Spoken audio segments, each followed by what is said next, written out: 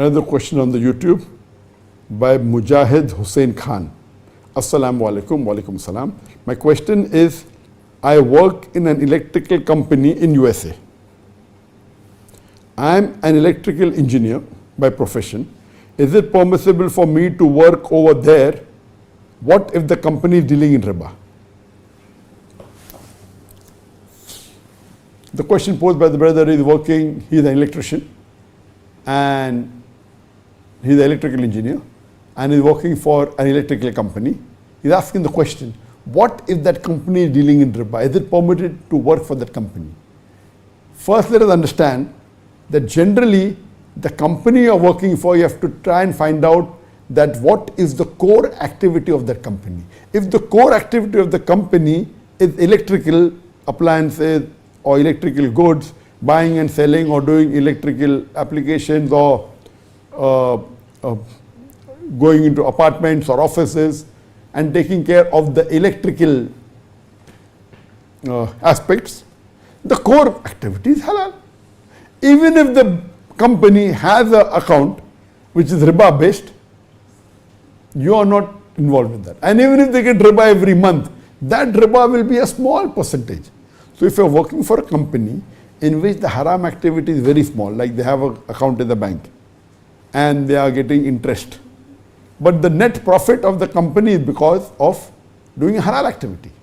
For example, an electrical company, the main activity is halal. Even if they have a small portion of haram income, like keeping an account in a riba-based bank, conventional bank, and getting some interest, you have to consider that your salary is coming from the halal work. If the major portion of your company is haram, for example, electrical company, but they have got so much of money in the fixed deposit and the major income or quite a large portion, maybe 25% of the income is from interest, then that's another question. If a major portion or a substantial portion of that income is coming from a haram source, whether they're selling alcohol or whether it is riba based, then working is not permitted. But if a minor portion, 2%, 3%, 5%, 10% is from a haram income, as long as you are not involved in that haram activity. If you are involved in the haram activity, then it's haram for you to work.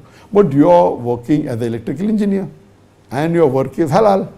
And at the same time the company is doing some haram activity and you are not involved in that haram activity, think that the salary you are getting is from the halal income of that company. Hope that answers the question. The question from YouTube, Sarok Kesavars. I am a student and I cannot work due to physical conditions. Am I allowed to have a student loan to finance my college fees? I live in France. If you want to take a loan, a student loan, there are some organization, Muslim organization, which give student loan as qarz hasan. It's not riba based. It's qarz hasan, means it's just a loan. Utilize it and give it back after a few months or few years. So if it's a qarz hasan, if it's a student loan without involvement of riba, then it's permitted, no problem. But if it's a student loan based on riba, based on interest, it is haram. You cannot take.